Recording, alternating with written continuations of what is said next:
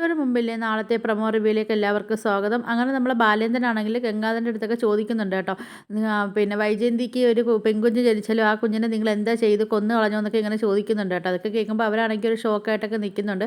അത് കഴിഞ്ഞിട്ടാണെങ്കിൽ നമ്മളെ വൈജയന്തി ആണെങ്കിൽ എല്ലാവരെയും വിളിച്ചൊക്കെ ചോദിക്കുന്നുണ്ട് കേട്ടോ. എന്നിട്ട് ഇങ്ങനെ പറയുന്നുണ്ട് ആരുടെ ഫോണിൽ, എന്തായാലും ഇത് ആദ്യമായിട്ടാണ് ഇങ്ങനെ ഒരു പോക്ക് പോകുന്നതെന്നൊക്കെ ഇങ്ങനെ പറയുന്നുണ്ട്. അപ്പം നമ്മളെ വൈജയന്തിയുടെ വായു അത്ര ശരിയല്ല.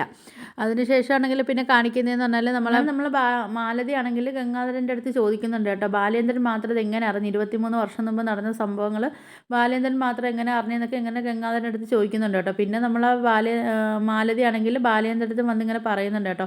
നിങ്ങളെ ഭാര്യയായിട്ട് ജീവിക്കുന്ന സമയത്ത് അവളെ തന്നെ സ്നേഹിക്കാനൊന്നും പറ്റുന്നില്ല എന്നൊക്കെ ഉള്ള കാര്യങ്ങളൊക്കെ ഇങ്ങനെ പറയുന്നുണ്ട് കേട്ടോ ബാലേന്ദ്രൻ്റെ അടുത്ത്.